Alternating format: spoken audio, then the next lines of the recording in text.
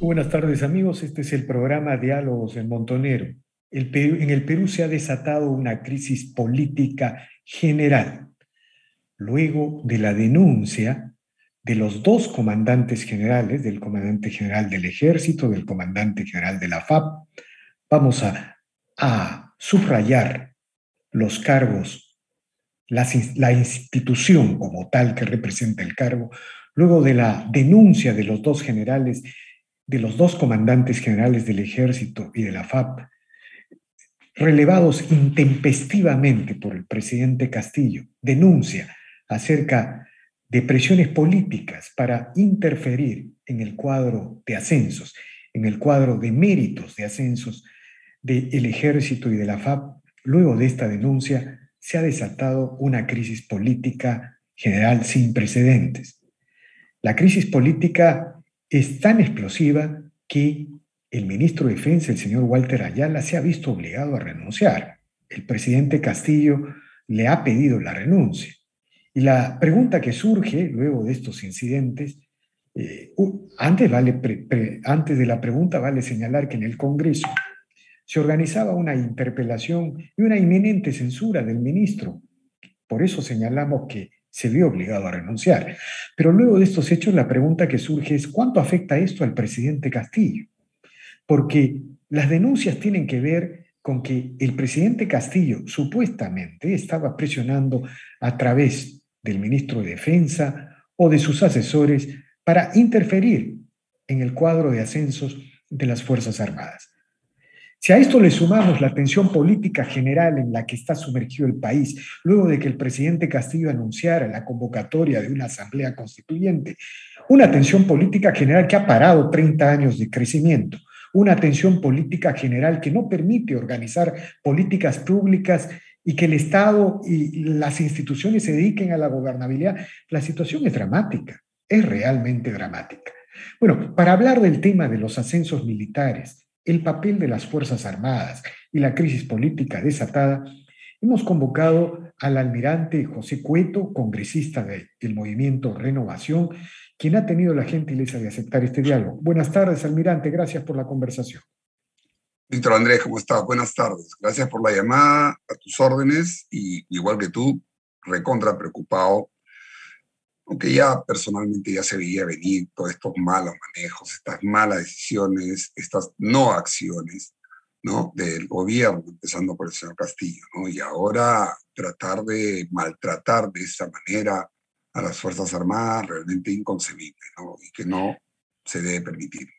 Porque acá la imagen es profundamente, no tengo un adjetivo, ¿no? Es decir, el presidente Mm, presiona por intervenir según la denuncia. Vamos a hablar en términos reales, ¿no? Para no dar ajá. los hechos como consumados. Según la denuncia, el presidente habría presionado para interferir en un cuadro de ascensos, supuestamente apoyando a un coronel que estaba último en el orden de méritos. Eso es lo más grave.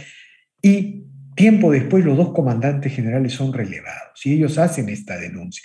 La imagen es profundamente hiriente, sobre todo considerando el nivel de desinstitucionalización en la que se está sumergiendo el país. El país está Así es. siendo derrumbado, ladrillo por ladrillo institucional. ¿Qué reflexión le merece esta situación? Mira, Víctor Andrés, acá yo he hablado ya varias veces sobre esto, ¿no? El tema de las Fuerzas Armadas no pueden ser maltratadas, mancilladas, y mucho menos tener injerencia de ningún tipo de actividad política. Nosotros no somos políticos. Mientras estamos en actividad, somos totalmente apolíticos. Podemos tener nuestras ideas, nuestras opiniones, como cualquier persona, como cualquier ciudadano, pero nosotros nos regimos por nuestros reglamentos, por nuestras leyes, y exigimos a todos, empezando por el presidente, que se respete la institucionalidad. Una forma de hacerlo es respetar los procesos tanto de ascenso como de renovación. Cada institución tiene sus procedimientos para llegar a los nombres, sea para ascenderlos o sea para invitarlos. Hay todo un procedimiento que nos ha costado años después de las pésimas experiencias que hemos tenido en décadas pasadas.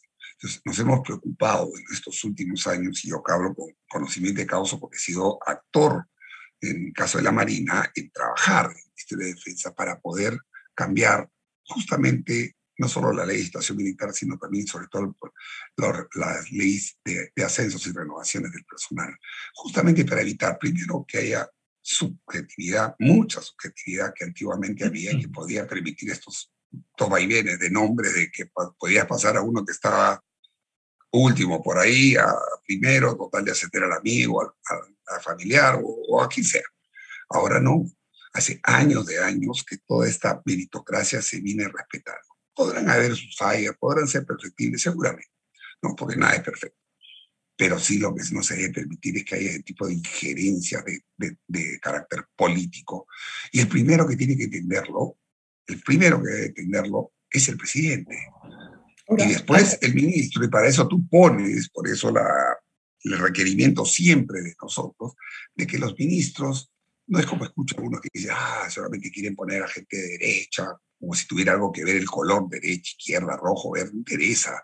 Gente idónea, cuando hablamos de idónea, no estamos hablando de que tiene que ser un PhD, un máster, un bicho, no. Tiene que ser una persona que por lo menos, ¿no?, tenga algunos requisitos, empezando porque tenga principios y que es ideal que conozca el sector al cual está entrando. O sea, no puedes poner a una persona que no conoce el sector almirante, para que malogre y se demore meses de tratar de entender cómo funciona tal o cual sector. almirante, a ver, para seguir desarrollando, si el ministro Ayala no renunciaba, si el Ujú. presidente Castillo no reaccionaba, había en el Congreso un proceso de interpelación. Sí, correcto. Todo parecía indicar que la censura del señor Ayala era inminente, ¿no? De todas maneras, nosotros ya lo habíamos anunciado como bancada y además hemos presentado, ya tenemos la interpelación lista, porque hasta el día de hoy por lo menos no he visto el peruano, pero ya sería noticia que haya renunciado o sea aceptada la renuncia, ¿no? Como debe ser en el diario oficial del peruano, por lo menos no lo he visto hasta estas horas de la mañana, vengo a hacer deporte y por eso estoy así. No he visto, pero he tratado en el camino, en el carro, de ver a ver si había salido ya el peruano, pero veo que no hasta ahora. No sé qué esperará Presidente Castillo, pero acuérdate que ya nos tiene acostumbrados, ¿no? Sí, Todo el claro. caso Maraví es emblemático, ¿no? Lo llamó Guido, renuncia, he pedido su renuncia y pasó creo que como 2 semanas hasta que por fin salió el señor Ahora, Maraví, o sea que no sé si ahora nos tendrá igual. Si no, nosotros seguimos avanzando con la interpelación para posteriormente censurar. ahora, ¿qué interpretación tiene usted detrás de estos hechos? Hay dos maneras de reflexionar sobre el tema. Uh-huh. Si el presidente Castillo se equivocó, solamente se equivocó al tratar, o se habría equivocado. Vamos a utilizar esa palabra El para, condicional. para atenernos a los hechos, ¿no? Es decir, el Sí. presidente Castillo se habría equivocado al pretender apoyar a dos coroneles que son muy cercanos, Uh-huh. familiares, no sé, tienen una cercanía con él. O la otra interpretación, que es la más grave, ¿no? Es la que señala que en la estrategia de la Asamblea Constituyente, ¿no es cierto? En la estrategia de jugar dentro y fuera de la Constitución o de jugar al límite y de buscar quebrar la constitucionalidad en el país, tal como ha sucedido en la mayoría de los países bolivarianos de la región, en esa estrategia, el control de las Fuerzas Armadas es un momento clave, ¿no? Imprescindible. Imprescindible. Y Así es. esto que se estaría presentando sería parte de esa estrategia. ¿Qué reflexión o qué análisis tiene usted al respecto?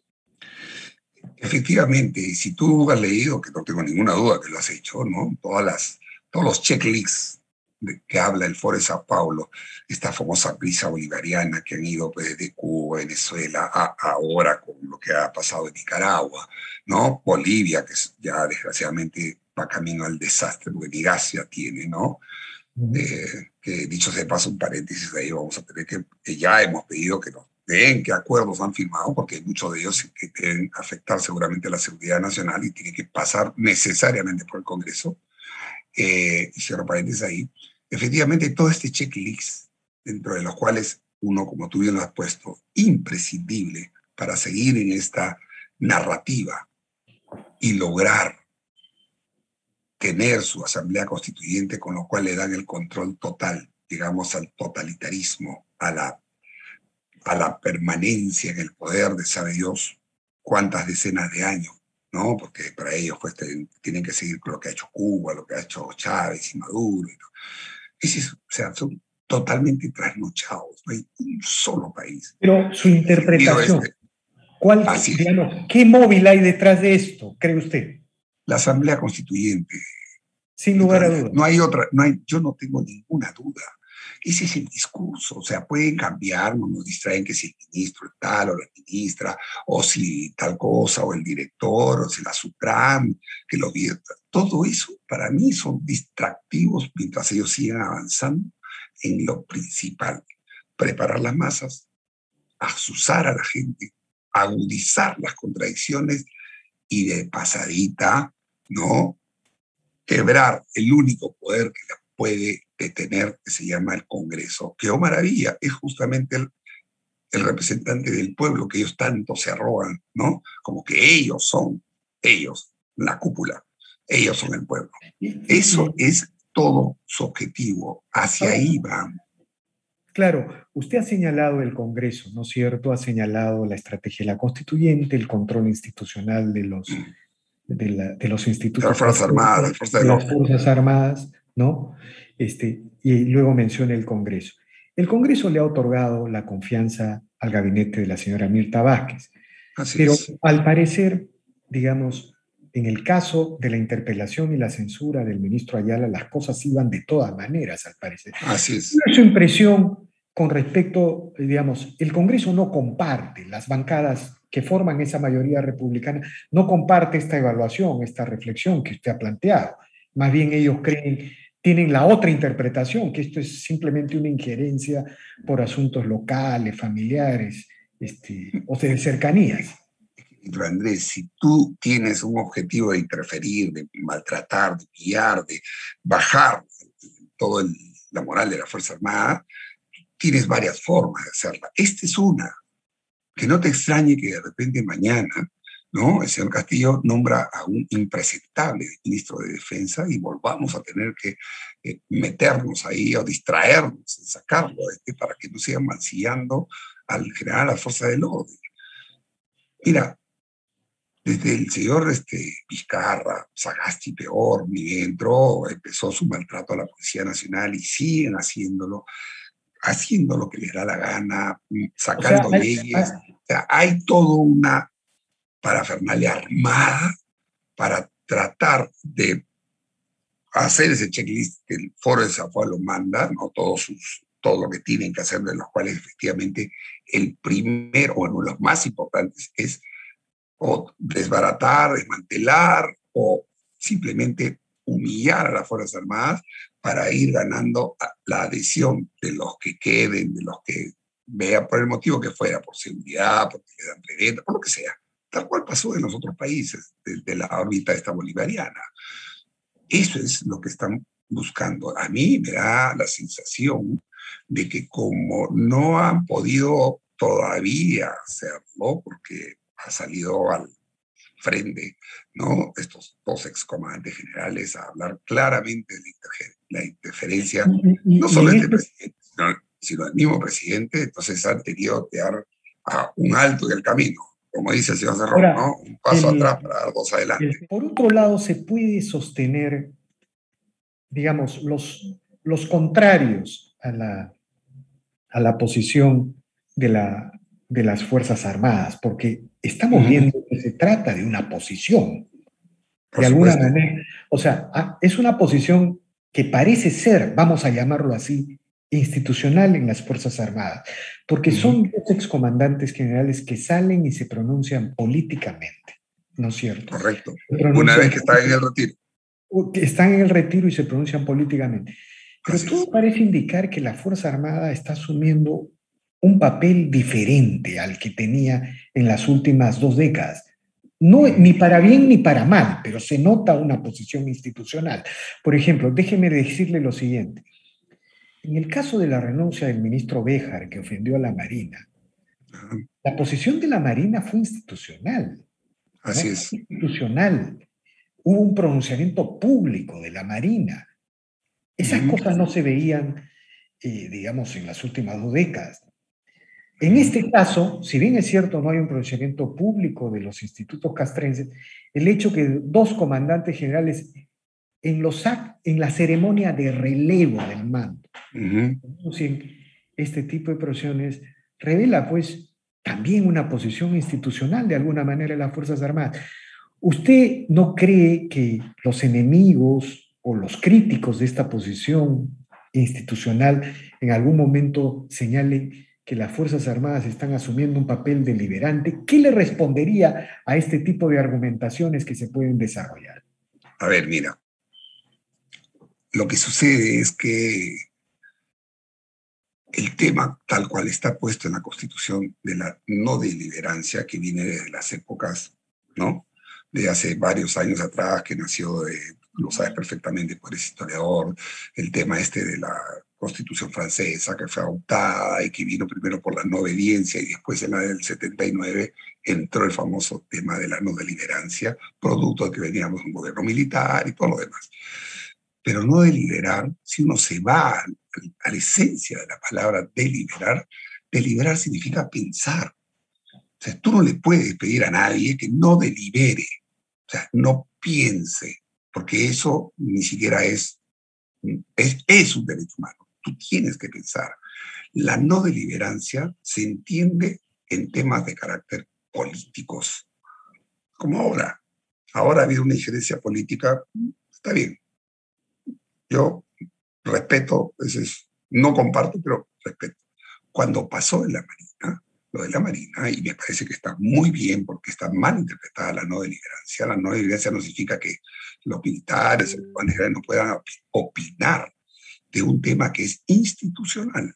Si yo, comandante general, recibo una afrenta directa, ¿cómo que ha pasado? Desde memes, dibujos, insultando al Grau y todo, la Marina tiene que salir y decir, no el respeto que lo ha hecho la Marina también al diario, a un diario de circulación, inclusive le ha dado órdenes a su procurador para que actúe legalmente, porque la posición institucional no es una posición política. Y si alguien la emplea políticamente, está en la obligación quien Además, representa a la institución a tomar una posición institucional, no política, que es lo que además, hizo, por ejemplo, el comandante general con las declaraciones totalmente desafortunadas del señor Béjar. O sea, además, ahí el ataque era directo contra la Marina salió. cómo la Constitución que nos Mm, rige y que ha así es, permitido elegir a los poderes del Estado, va a permitir siquiera que un funcionario denigre, destruya o erosione la moral de los institutos castrenses. Sería una manera de atentar contra la propia seguridad nacional, ¿no? Entonces, correcto. digamos, pero es un nuevo elemento que ha surgido en el Ujú, debate público y que va a surgir porque, digamos, nunca hemos tenido en las últimas 2 décadas o en las ujú. últimas, en las tres, digamos, en las 3 décadas de vigencia de la Constitución, ministros o autoridades públicas del poder político que colisionaran de esta manera con los principios del ordenamiento constitucional, ¿no es verdad? Así es, así es. Y justamente es importante lo que dices porque las instituciones, los empleados, los funcionarios, como quieran llamar, ¿no? Porque funcionario es siempre público, eh, justamente se rigen por lo que manda la Constitución y las leyes, y uno de los principales principios que rige este balance, no solo de poderes, sino de convivencia democrática, es el respeto a las instituciones.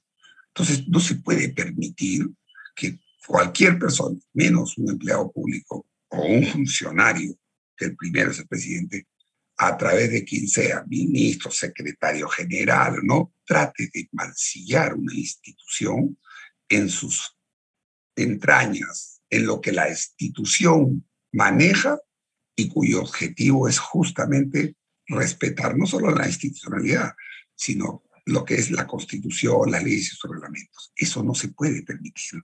Y Ahora, si eso se trata de hacer, pues está bien lo que han hecho los excomandantes generales, es salir y denunciar. De acuerdo, Está bien. almirante.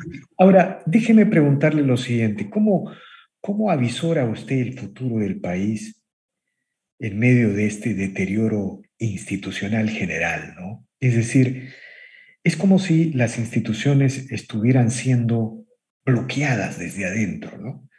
Y digamos, en cada hecho, en cada acto del Estado, es como si estuviera surgiendo un Estado contra el Estado, Así ¿no? es. Un orden contra el orden que hemos venido construyendo en las últimas 2 décadas. El ministro de Energía y Minas va a la zona de Akia y se dedica a agitar contra la empresa Así es. que financia básicamente la mayoría de los recursos del Estado o se dedica a agitar contra las empresas que paran la olla del Perú. O sea, Así es. ¿no? Ahora vemos este caso de las supuestas presiones en los ascensos militares, la denuncia de los comandantes generales. ¿Cómo avisora usted el futuro del país en este contexto, las relaciones ejecutivo, legislativo, almirante, Bueno, congresista? mira, desde muy mal, o sea, se avisora mal, mal. Si es que no sucede algo drástico, desde el Ejecutivo hablo, ¿no?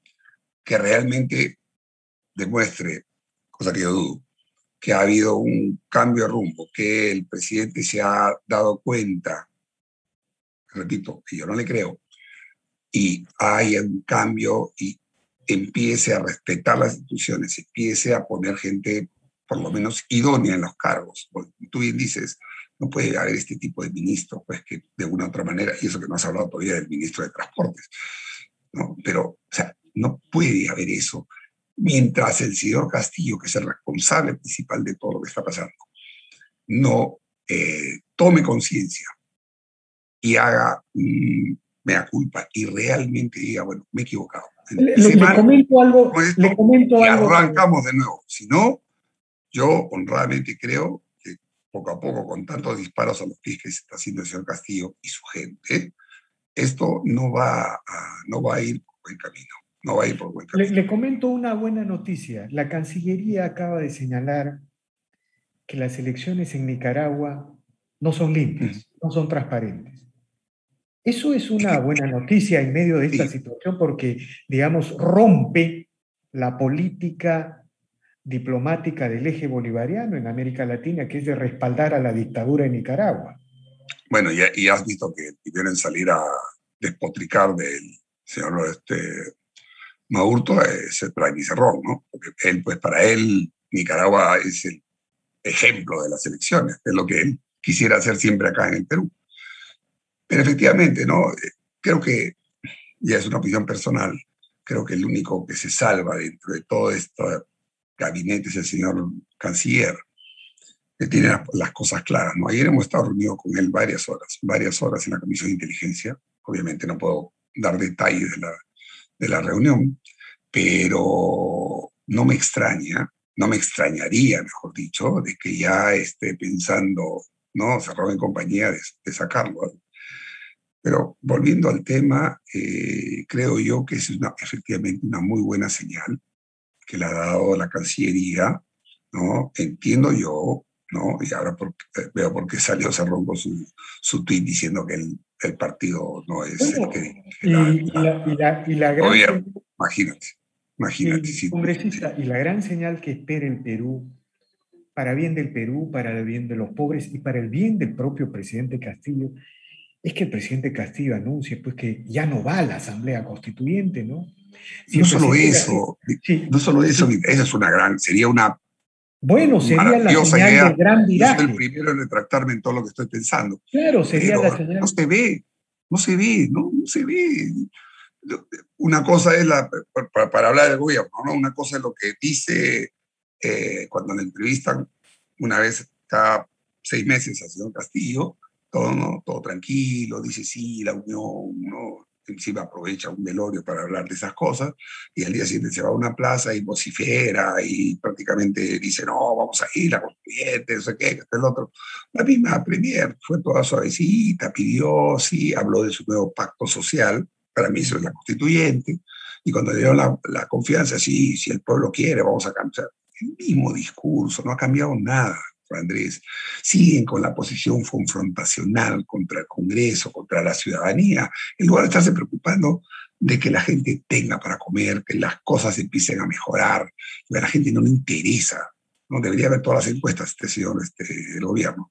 No les interesa la constituyente, ni la asamblea, ni toda esa retórica que paran hablando. A la gente le interesa tener para comer, para que sus hijos vayan al colegio, para que la salud realmente termine de consolidar, ¿no?, el tema de las vacunas y que la gente pueda sentirse a salvo, De para que acuerdo, haya almirante. seguridad, sobre todo, que no hay una inseguridad ciudadana, encima sacar un decreto totalmente mal hecho, ni siquiera lo van a usar, sale el ministro a decir, bueno, solo si la policía lo pide. Entonces, ¿para qué sacar un decreto supremo? ¿Por qué no declaras emergencia en el Callao ya siquiera? Que hay tanta inseguridad. O sea, esto es una improvisación de todos lados. Pero Está buscando. finalmente, ¿no cree usted que es más improvisación que asamblea constituyente? Es decir, es Claro, muy difícil que tanta ineficiencia pueda, pueda, les pueda permitir llegar al poder, ¿no? Son la antipolítica, la antieficiencia, el antigobierno. es que ellos ¿Podrán? mismos han dicho, ellos no pensaban llegar al gobierno, se han encontrado con el gobierno. Ya esperemos que la comisión investigadora llegue a determinar qué cosas, qué irregularidades realmente han habido, cómo no, y todos los procesos penales que veo por un lado, por otro lado, relacionados a ello. Pero ellos no pensaban llegar al gobierno. Entonces se han encontrado y no tienen gente preparada, no tienen el plan de gobierno realmente, no tienen política, no tienen nada. Y Así este es. es el resultado. Y este es el Muy resultado. bien, almirante. Le agradezco infinitamente por este análisis, por estas reflexiones y seguramente seguiremos conversando más adelante. Muy Y agradecido, almirante, congresista. encantado, Víctor Andrés. Muchas gracias. Un fuerte abrazo. Bien, amigos, esta ha sido una nueva edición de Diálogo de Montonero. Regresamos en la siguiente edición.